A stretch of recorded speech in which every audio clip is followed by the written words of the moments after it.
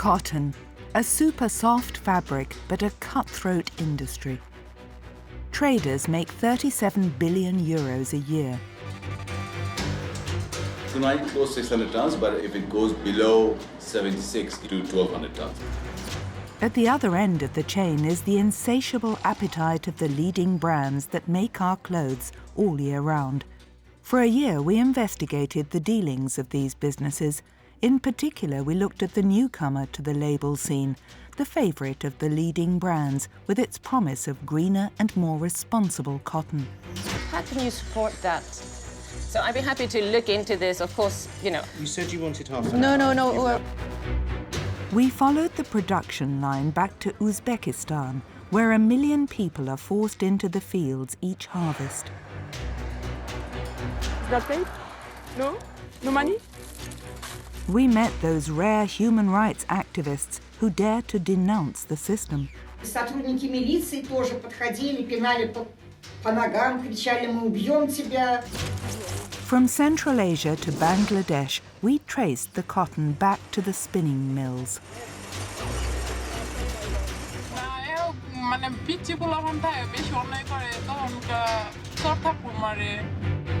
We go behind the scenes of the clothing industry.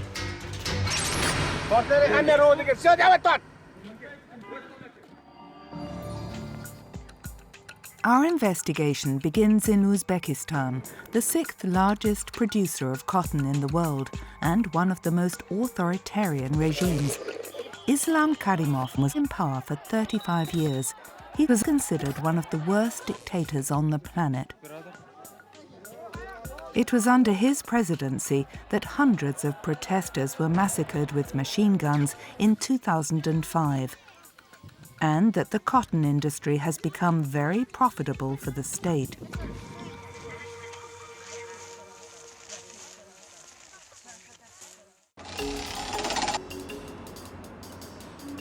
It's the beginning of October, harvest season.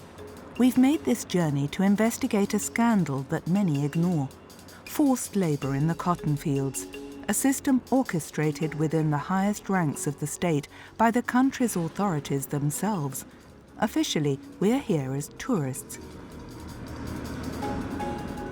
In the car with us is Elena Urleva, a human rights activist. She's 60 years old and has fought for years to end forced labor in the fields. Идут на хлопок. Вот сейчас они все идут на хлопковые поля с мешочками. У каждого человека в день определенная норма сбора хлопка. Это по 70 килограмм, 60 килограмм. Иногда люди не могут собрать такую норму, потому что очень тяжело, если, например, хлопка нет на поле. И те люди, которые не собрали норму, они могут ожидать наказания или даже избиения. According to Elena and international NGOs, 1 million people are forced to work in the fields each year.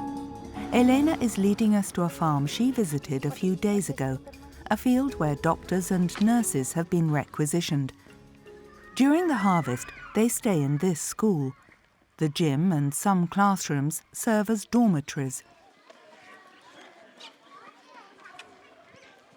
Здравствуйте, дети! Здесь спят врачи. These doctors are enlisted by the authorities during the harvest. Вот компьютер. Они каждый день дают сводку. Вот ихние документы Ангрен Шахар Тибиот. There's no time to see the gym, which serves as a dormitory. Elena wants to move quickly so as not to attract too much attention. The field is just behind the school. Здесь собирают хлопок врачи из Ангрена, из роддома, из поликлиники. Angren is 100 kilometers from here, but in order to get everyone into the fields, the Uzbek state has planned everything meticulously. These videos were filmed in secret during previous harvests.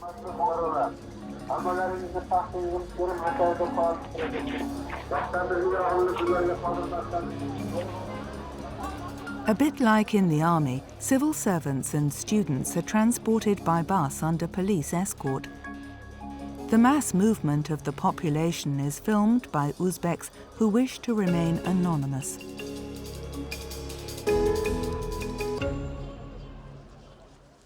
Elena Urleva is the only activist not to hide away. Здравствуйте, медики! Кто еще не получил листовки? Подходите. Pamphlets in hand, she reminds the civil servants of their rights.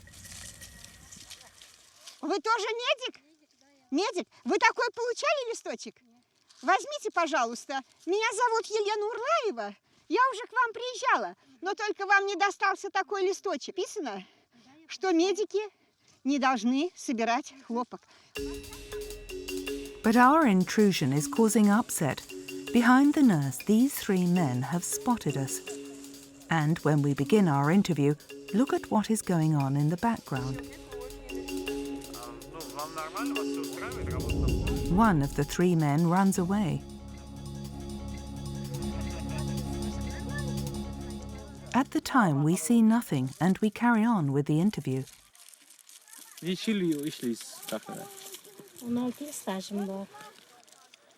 okay for working in the field?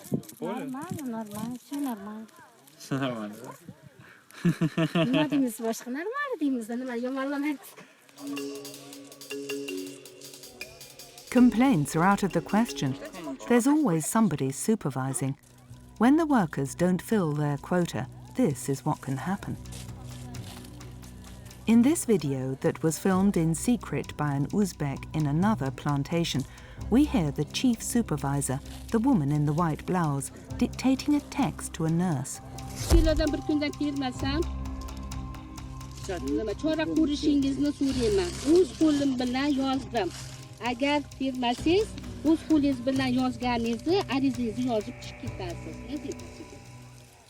For civil servants who've been requisitioned, there's only one way to avoid the harvest, finding a replacement like this young man. How old are you? He's paid?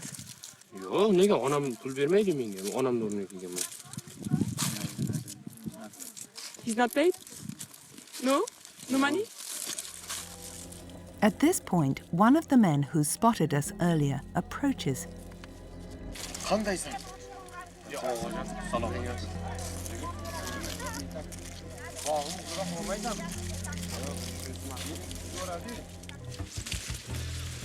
We leave the vicinity quickly. And it's on the road a few minutes later that trouble really begins. Вот нам уже, по-моему, преграждают дорогу.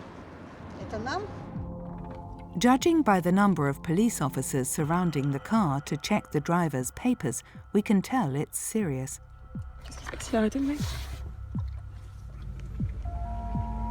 Actually, it's us that the police officers are interested in, and our translator returns with some bad news. In a dictatorship like Uzbekistan, investigative journalists who pose as tourists, like us, can run into a lot of trouble. What? What's happening? From the hostility of the police officers in front of the station, we can see that there's trouble ahead.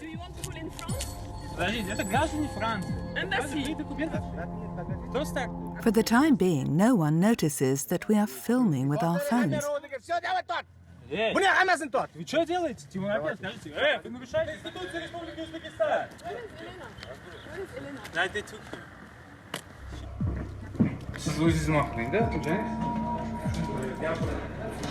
We, the fake tourists, stay together but in custody.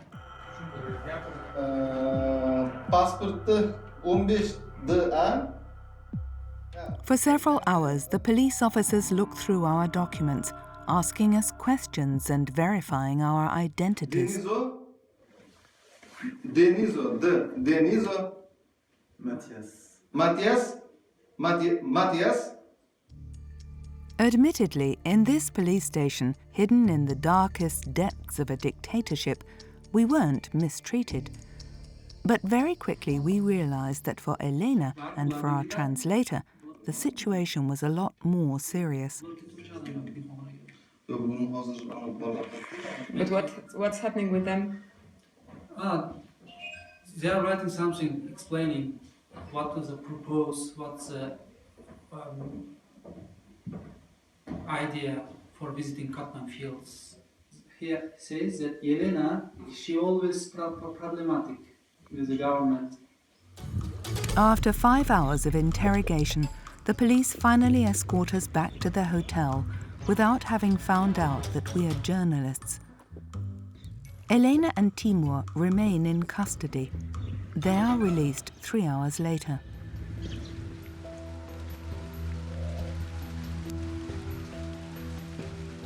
Seven days after our arrest, we decide to see Elena again, late in the evening during a storm, and taking many precautions to ensure we're not being followed. We have a meeting at her home in the suburb of Tashkent.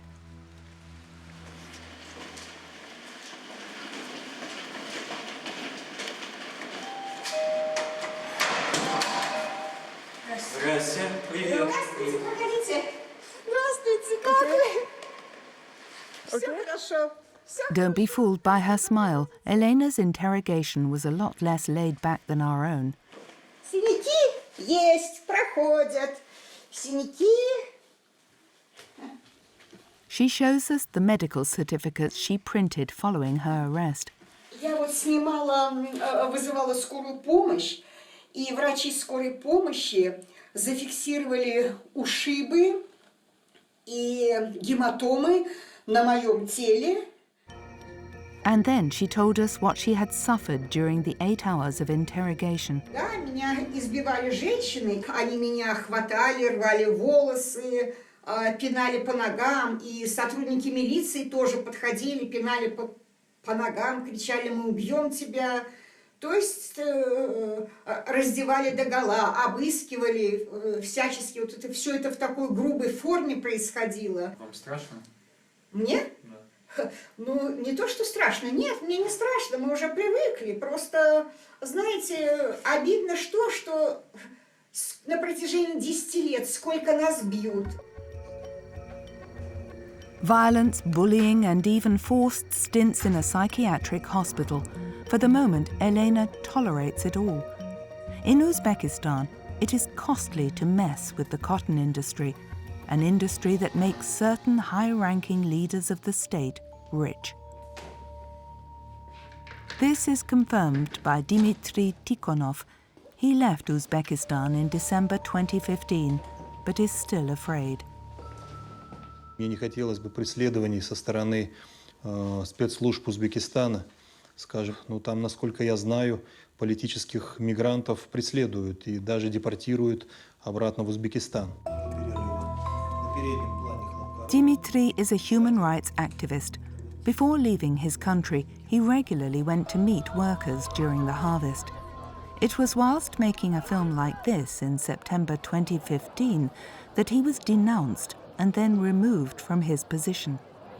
В этот самый момент в кабинет ворвался начальник, офицер. Он взял со стола стопку бумаг, там документы лежали, вот, стал бить меня по лицу, по голове, и, как я уже сказал, с криками: «Хлопок — наше богатство, наше достояние, ты мешаешь, лучше бы ехал собирать, чем фотографируешь».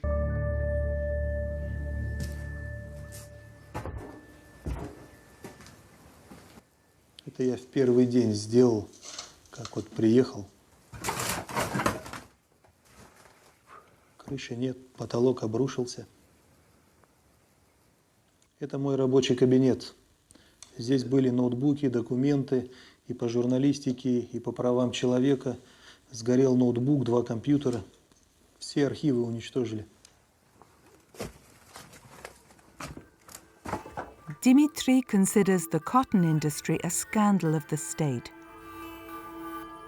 До $1 миллиарда дает хлопок в среднем в бюджет Узбекистана. Но в прошлом году, по-моему, 800 миллионов.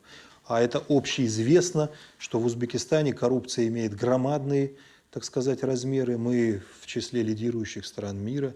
Поэтому значительная часть от поступлений, денежных поступлений от хлопка просто-напросто оседает в карманах у тех, кто активно, так сказать, противодействует тому, чтобы принудительный труд в Узбекистане исчез. Вот и все. И когда мы боремся с принудительным трудом в Узбекистане, мы, по сути, залазим к ним в карман.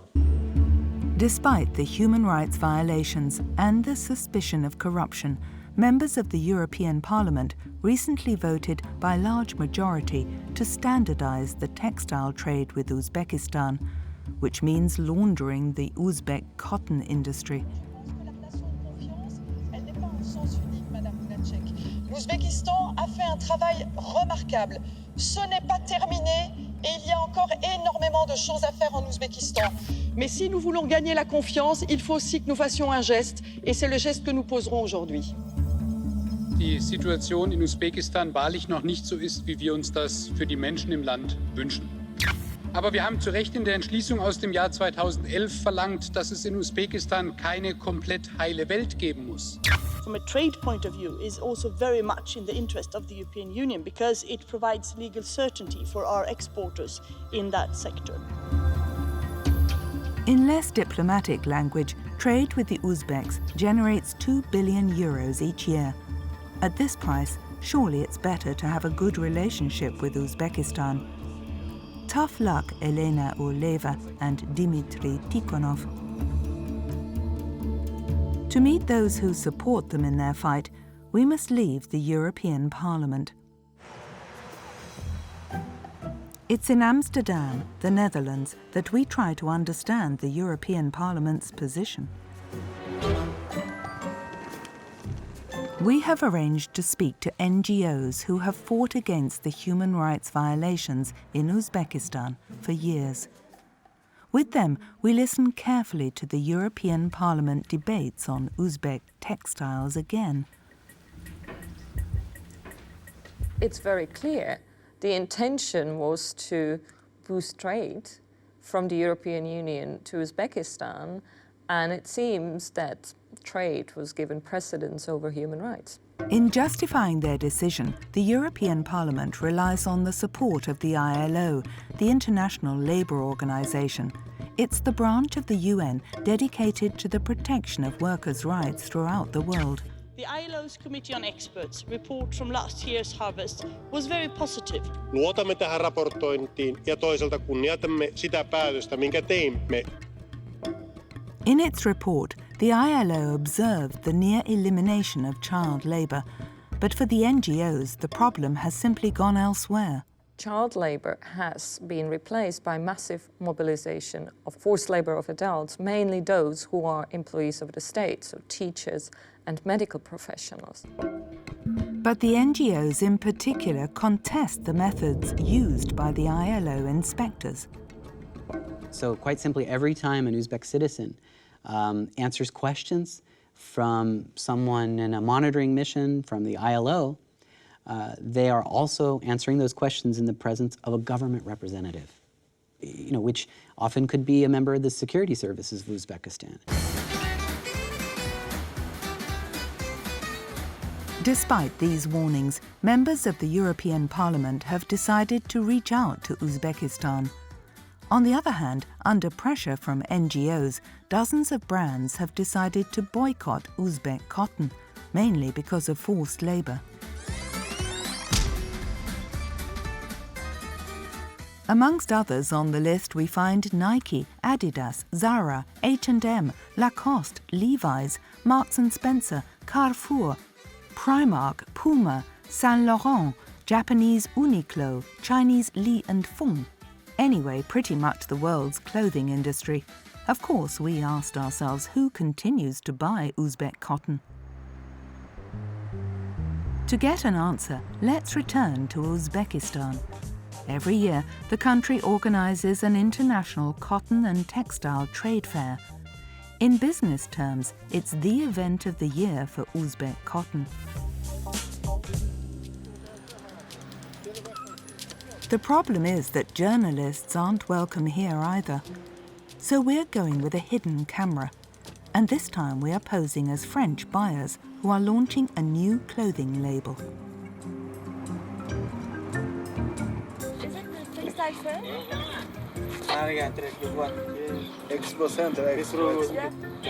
Yeah, that's it. Okay, perfect. Inside, it's like a luxury boutique with beautiful cotton flowers in display windows. No forced labor or beaten activists. About 1,000 ghosts comes here to do this dog. Quality is better than the, yes. But why? Is it the climate? It will be picked up by hands, not with machines. Okay, and why is it better by hand? By hand. If you are picking it by hand, there will be no dirty then. Okay. The fact that the cotton is hand-picked is the #1 selling point for exhibitors. Picking by hand, which is not fiber, cotton fiber. If we will pick up by the machine, then it will harm the structure of the fiber. In compare with the, let's say, with the states, they have also their cotton. Wandering through the market, we stumbled upon Daewoo, a South Korean giant that produces cars, weapons, electrical goods, as well as yarns and fabrics. The group has its own factory in Uzbekistan, in the east of the country. We have a long-term business here, already 20 years, and then Daewoo is very famous for the some textile industry. And so who do you sell to? We sell to the 50% to China market, and 30% to CIS Russia market, and 20% to Western Europe part, like Germany and England, sometimes French. Yeah. Despite the boycott, Uzbek cotton is all over Europe and the world. We will soon have proof of this. Hello. Hello. Yeah. Vous êtes français? Oui. Ah, d'accord, ok. Enchanté. Bonjour. Je suis ici depuis 25 ans. Ah oui. J'étais ici avant l'indépendance pour des rénovations d'usines textiles. Et de fur et à mesure, on a fait des affaires, on a développé, et aujourd'hui, on est presque 4000 personnes. Ah oui, et vous faites uniquement du marché local ou... Non, justement, on fait que de l'export. Que de l'export. Que de l'export, que de l'export. A Belgian employer at the head of an Uzbek textile factory of 4,000 employees that only does exports. We would like to know more, but because we're being carefully watched, we suggest that we meet again later.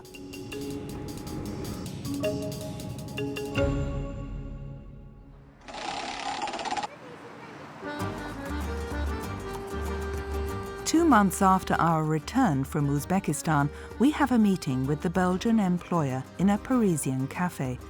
Before he arrives, we install a number of hidden cameras. Don't forget that we're pretending to be French buyers interested in the products he makes in Uzbekistan. Voilà, le dernier produit. Oh. Merci beaucoup, c'est gentil. Ça doit être bon. Before the Made in Uzbekistan polo shirt and our questions about the reputation of Uzbek cotton, the businessman proposes a scheme. Aujourd'hui, il n'est pas obligatoire de marquer l'origine du produit. D'accord. Si vous voulez qu'on marque Made in Bulgarie, on va vous mettre Made in Bulgarie. Si vous voulez qu'on mette Made in Allemagne, on va vous mettre Made in Allemagne. Si moi je vous commande des vêtements et que je veux mettre... c'est ça que vous me dites? Oui, on ne peut pas mettre Made in France, puisqu'ils viennent de l'étranger, donc là, évidemment, c'est pas possible. Mais on peut vous mettre Made in Portugal. Et ça, vous l'avez déjà fait? Enfin, oui, ouais. Made in Spain. Oui, bien sûr. Oui. Mais qui vous le demande, par exemple? Les clients. Les clients. Oui. Pour pas avoir Made in Uzbekistan. Made in Uzbekistan, oui, bien sûr. Oui. Et ça, c'est pas... Made in Italie, c'est très très bonne marque. Made in Italy, donc vous pouvez faire du Made in Italy? Ah oui, ça marche très bien, ça. We checked. Marking a product with its origin is optional, it's true. Marking with the wrong origin, on the other hand, is illegal, of course. Dès que le coton est tricoté, on perd la trace du coton. Et ce coton-là, par exemple, à partir du moment où il a été tricoté, on ne peut plus savoir où il est passé. Ce fil-là, il a passé donc au moins 5 ou 6 frontières. Et à partir de là, c'est perdu. Verifying our interlocutor's information is not easy. We admit things are a bit hazy. Thankfully, 3 months after our trip, we receive a list of people and businesses present at the Uzbek Cotton Fair, the one we were invited to. This document allows us to identify some of the foreign buyers.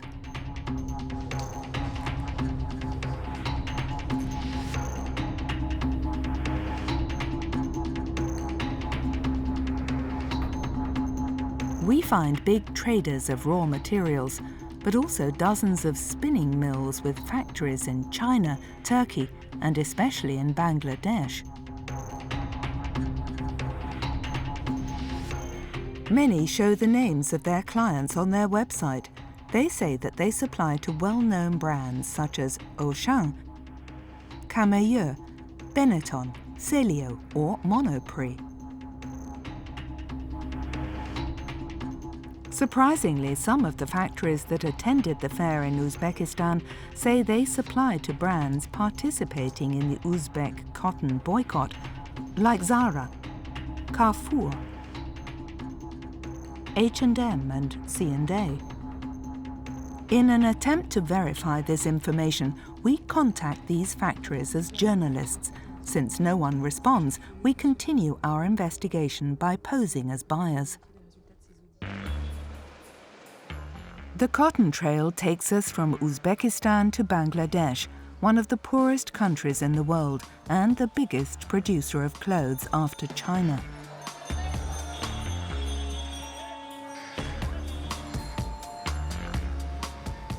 All along the road there are textile factories and spinning mills where imported cotton is being delivered. With our fake brochures and our fake business cards, we begin with the most important spinning mill on our list, Rigaud, one of the biggest groups in the country. On its website, the company shows its client base to include textile industry giants and well-known brands. In this public document, H&M, one of the rare groups to publish its list of suppliers, cites Rigaud as one of its subcontractors. When it comes to the cotton's origin, the factory always mentions Australia and the USA on its website. There's nothing about Uzbekistan. Despite several visit requests as foreign clients, the bosses never replied. Arriving in front of the factory, with all these men in uniform and this formidable stronghold, we realize it's not going to be easy. But we give it a go. Hello? Do you think it's possible to visit? The factory owner isn't here. His right-hand man lets us in. Hello? Yeah. Dis-lui qu'on a envoyé un mail pour savoir si on pouvait visiter. On n'a jamais eu de réponse. Please sit down. Yeah? Thanks to our lovely brochures, the man is nonetheless going to drop his boss a line. Parler avec son chef va parler avec quelqu'un d'autre et ensuite ça va venir où you. So not possible. Even 5 minutes, 10 minutes. Sorry. Okay. It's a pity. It's a pity. Thank you. With the number of uniformed men surrounding us, we don't insist. A last military salute for the road and we get in the car. Despite failing to get us into the factory, our cover actually ends up working.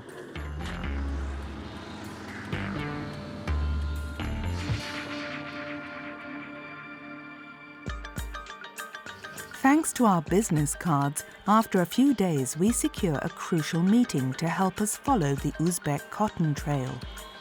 It's a meeting with one of the most important cotton sellers in the country.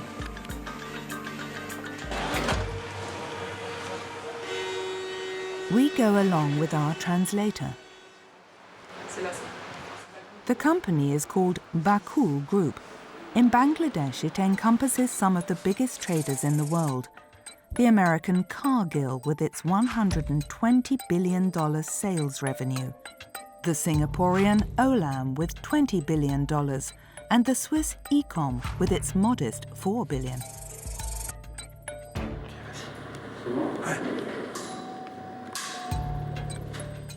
To begin with, we asked the manager where the cotton he imports to Bangladesh comes from.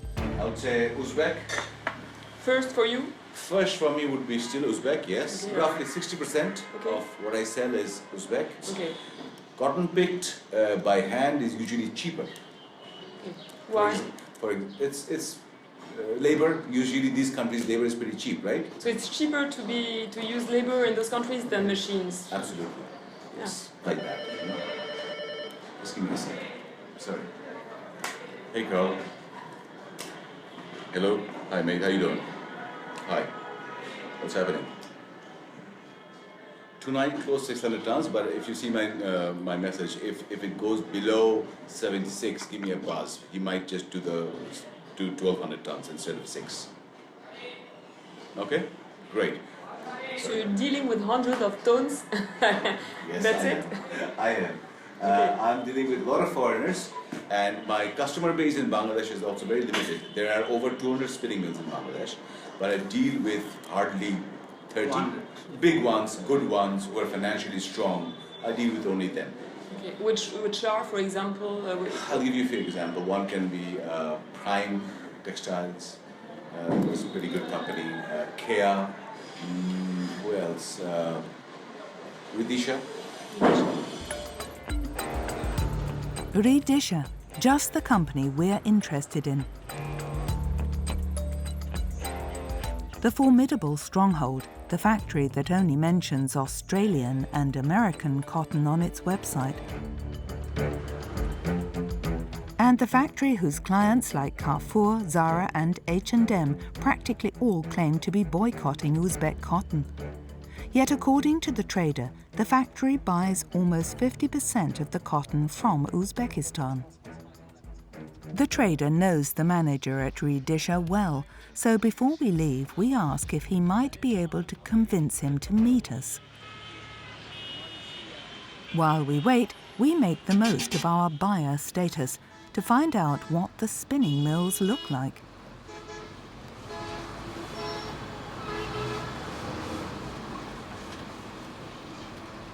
In the first factory, the Delta factory that we'll call factory number 1, the manager is happy to receive us, and we're given a tour by the owner. The opening scene is almost poetic, with an avalanche of cotton being scooped up by workers in coloured clothes.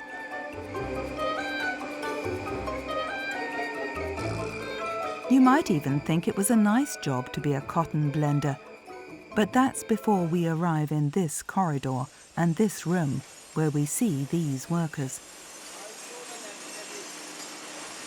Teenagers sitting in front of a machine used to make synthetic threads. It could cut off their fingers in a momentary lapse of concentration. In Bangladesh, minors are not allowed to do dangerous work.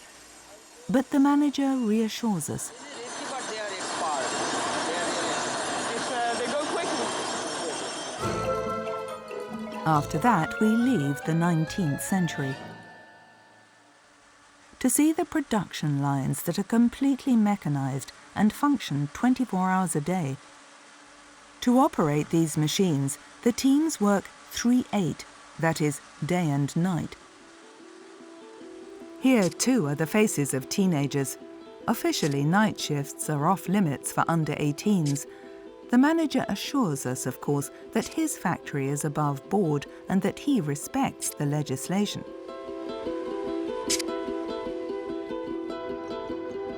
Finally, he takes us to see his warehouses, where the cotton he imports from abroad is stored.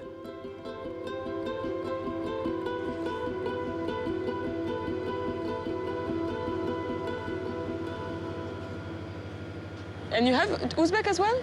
Yes, Turkmen, Uzbekistan, Turkmenistan, Tajikistan. So 3 things are there, but you are trying to say Uzbek. Huh? This is Uzbek zone. This is Uzbek as well. Yeah. It's whilst in this factory that we learn that Uzbek cotton lacks something the rest of the cotton has. Normally they don't have any sticker for Uzbek like this. They don't have stickers? No. No? But US cotton they have. Any countries they are writing there, this is Burkina Faso, this is Mali, like this. And even Australia, US, we are getting cotton with mark. But for Uzbek zone, there is no mark. No indication of the country of origin, to avoid traceability, presumably. After factory number 1, we visit factory number 2, Zubair, for reference the very best spinning factory in Bangladesh. The spinners in this factory work only for the best-known Western brands. Here too, we're able to see the cotton in the stockroom. This is Brazil. This is Brazil. This is Indian cotton. This is Indian. This is American. American, this? And alongside the American, Indian and Brazilian cotton, we also find unlabeled cotton. Is it written somewhere? Where is it written, the origin? Origin America. This one? But is it written somewhere, like, we can see which country? Maybe inside. Maybe inside. Maybe inside, okay. And here you don't have, like, the origin is not written somewhere? Maybe inside, maybe. Or maybe We will never get to check whether the unlabeled cotton comes from Uzbekistan or not.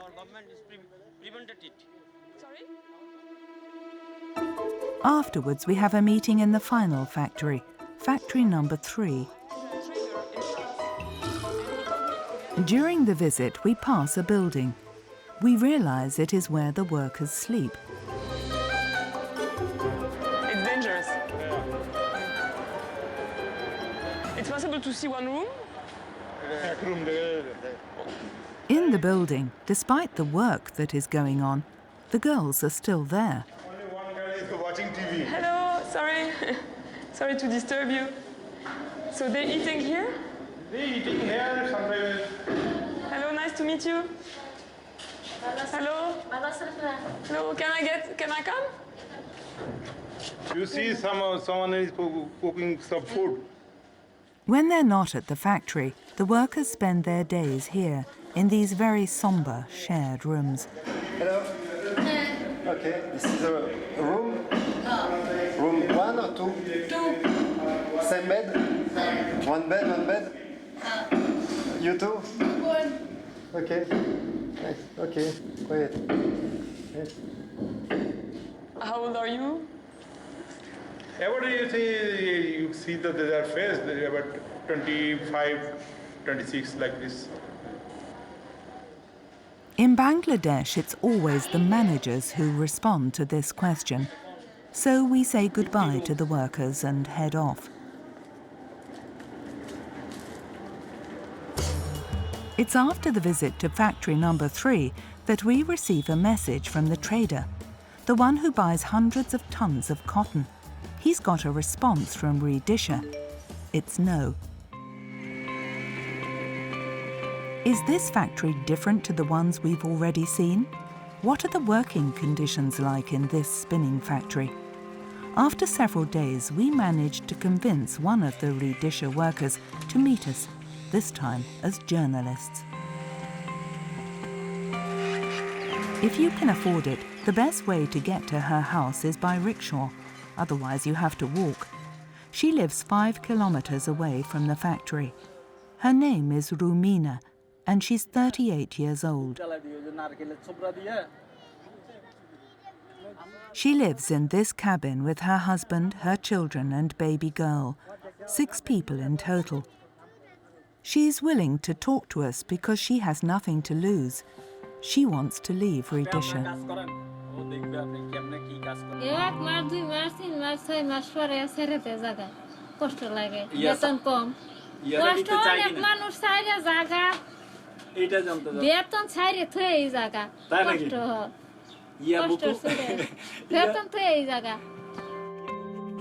With her 50 euros a month, 10 euros less than the legal minimum wage in the textile industry, she's surviving. For this salary, she works 6 days a week, day or night, and all year without a break.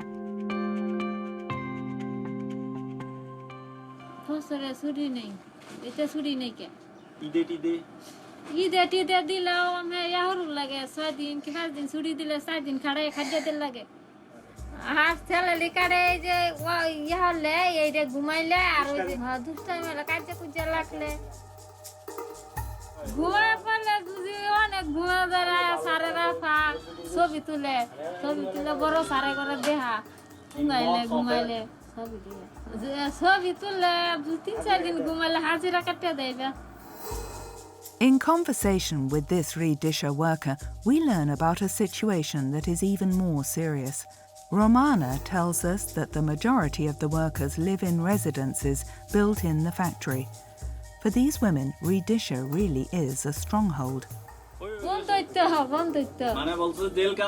জেলখানার লাইনই তো এটা ধরুন আমার বুঝি বাইরে টাইরে যা তামের একটা ইয়া লিখে দে কাগজ লিখে দিলে এটা সিকিউরিটি দেওয়া যাইব আবার সিকিউরিটিতে যে সময় মতন দিব সময় মতন আর লাগবো না ডুববার দিত না. With regard to international conventions, this borders on forced labour. On its website, the redisher factory claims to work for big groups like Zara, H&M and Carrefour. We contacted these brands for an interview. None of them agreed to answer our questions.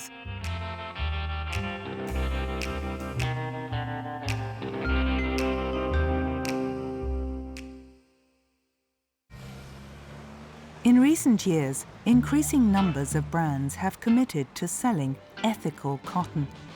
In Paris, in a children's clothing shop, we found these green labels. The labels mention responsible cotton.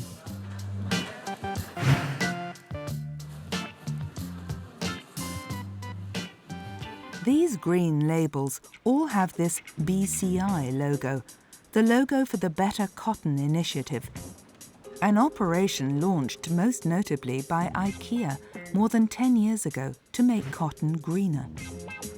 Better Cotton Initiative makes global cotton production better. Better for producers, better for the environment, better for the cotton sector's future. The details are a bit more complicated, however. The whole BCI system is based on something called mass balance. To begin with, there's a farmer who commits to producing cotton with fewer pesticides, less water, and without child labour. His cotton is sold as better cotton. So far, so good. But when the cotton produced by the BCI farmer arrives at the spinning factory, it's mixed up in the stockroom with other cottons. In the factory's books, however, there are already units of BCI cotton. If a factory has bought 100 tons of BCI cotton, it will have 100 BCI units. And when a brand orders 100 tons of BCI cotton, it's not BCI that it's buying, but rather units in general.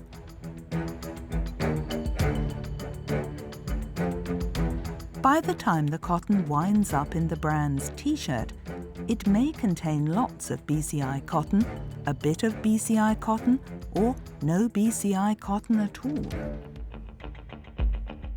Are you beginning to understand the wonderful world of BCI?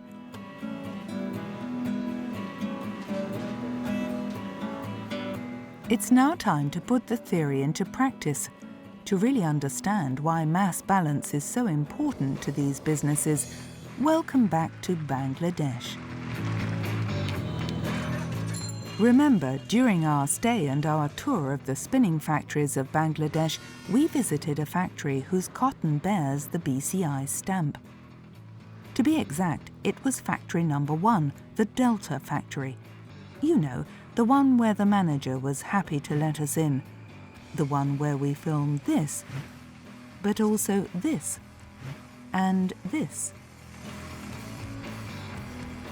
At one point in his office, the manager explained to us the advantage to him of using BCI cotton. Listen carefully. I purchased some BCI cotton, but this is not mandatory to use same cotton for BCI product. You understand? No. No? No. If it is organic cotton, Yeah. I have to make organic yarn with this cotton. Okay. If it is BCI cotton, there is no any mandatory to use this cotton for BCI yarn. I can use another yarn, another cotton. Okay. Say Uzbek cotton, Indian cotton, African cotton, others cotton. Essentially, this means that a T-shirt with a BCI logo can be made out of Uzbek cotton, the sweat of forced labourers. But that's not all.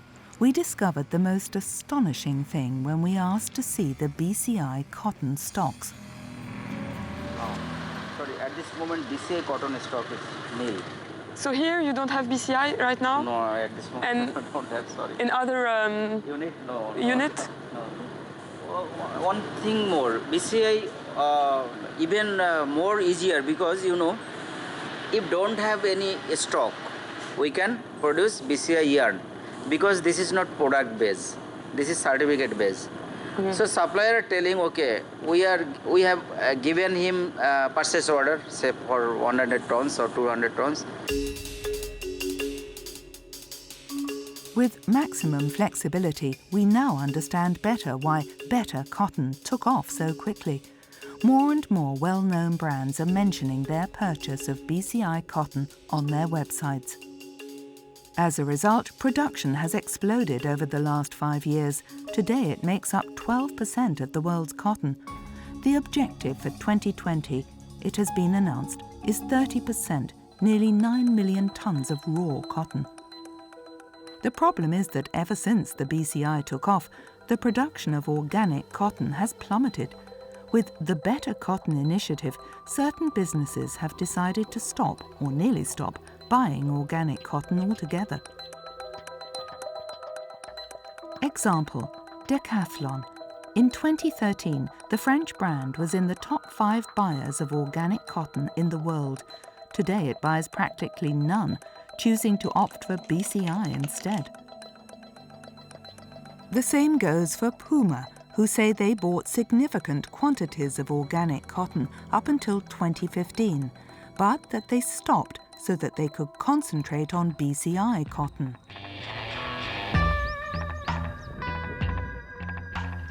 Again, it's on the other side of the world that the consequences of this turnaround are felt. Welcome to India, the #1 producer of organic cotton in the world. Well, for the moment.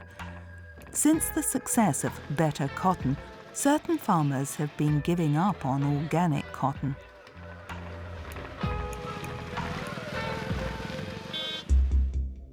This is the case for Rigaud.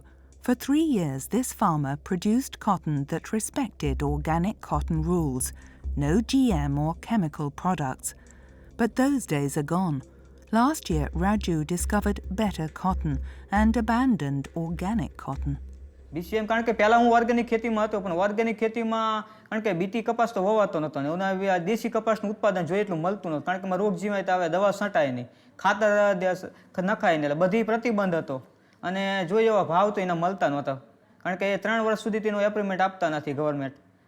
ટૂંકા ગાળાનો પાક થઈ જાય BCI BT કપાસ વાવવાની એમને મંજૂરીમાં છે. BT કપાસમાં શું ટૂંકા ગાળાનો પાક થાય એટલે અમે 2 સિઝન લઈ શકીએ એટલે અમે ડબલ બેનિફિટ એમાં મળે છે કારણ કે એમાં ખાતર દવા અને બધું નાખવાની ઓલે અને ઉત્પાદન અમને સારું મળે ઉત્પાદન સારું મળે કારણ ભાવ તો સારા મળે જ છે એમાં એટલે અમારી આવક થોડીક વધી જાય એમાં. Before visiting his field, we make a little detour to the nearest village. Rigaud has an errand to run. It is here that he buys the chemical products he's allowed to use now that he's making better cotton. This herbicide, for example.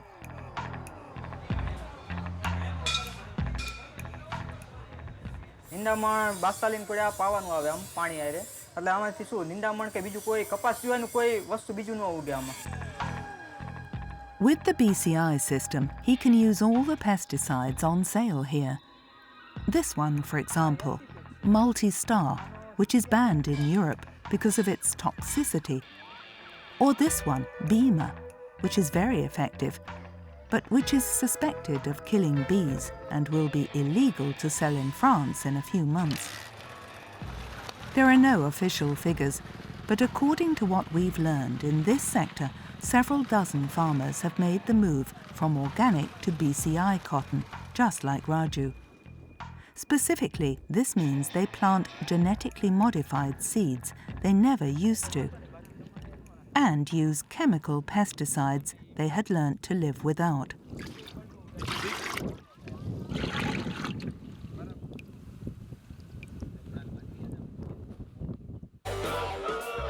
We're going to see the BCI people in London. After weeks of negotiation, we've secured a meeting with one of the directors of the Better Cotton Initiative in this big building in the heart of the city.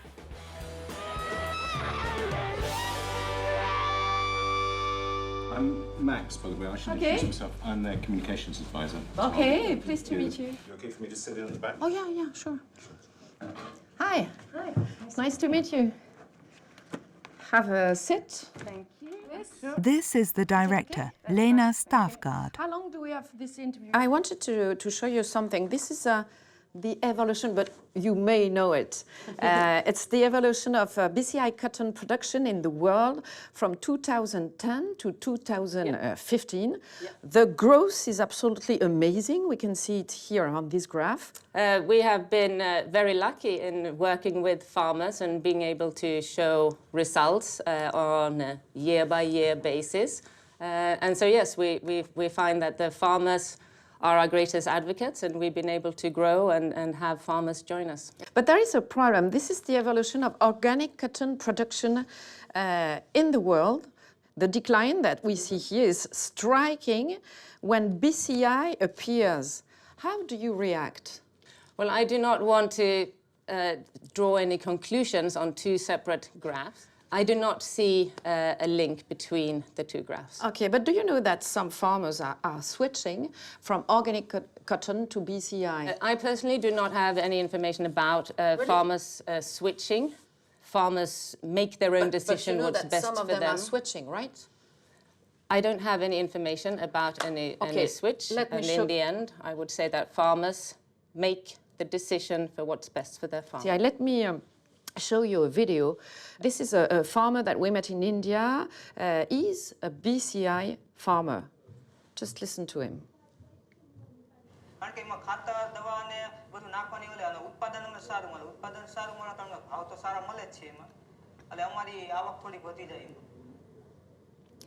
That's it. And this farmer is not the only one, and is far from being the only one to switch from organic cotton to BCI cotton. That's why we're asking you if BCI cotton is not killing organic cotton year after year. I don't want to speculate on the reasons for that. For you, there's no problem. So what I see is us working together, and what I see is bringing diverse option to working together. It's farmers not, what we see on these improving their life.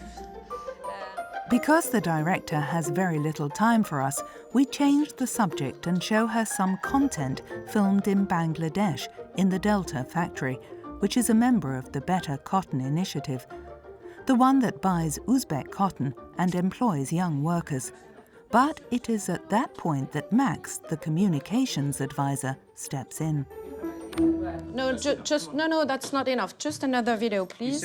You said you wanted half an hour. No. You've now had 35 minutes. Sorry, just another video. Do you think these are decent working conditions according to BCI, which is very important, you know? It's a spinning mill in Bangladesh. BCI, I can see that it's a spinning mill. Yeah, with very young, of course, look, very young workers.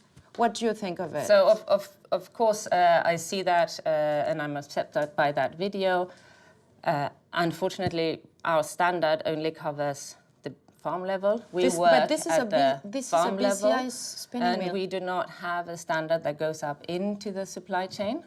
How can you support that? So I'd be happy to look into this. Of course, you know, I don't know where the film comes from, and I'd be happy to look into it. We did it. And this is our film. This is our report. No, these are. No, these are. You've had now 40 minutes. Yes, sure. But just to answer, just to answer, Lena, it's very important. So you see kids working on this spinning mill, which is a BCI spinning mill. What do you think of it? That's it. Well, I see some pictures of journalists from a journalist from a spinning mill somewhere, and I would look into it. And as I told you, we do not operate in the supply chain. So if there is several organizations. Sorry, if there are children working in a spinning mill in Bangladesh, in a BCI spinning mill, you don't care? Of course I care about the conditions of those people. Yeah. Of course I care about the situation.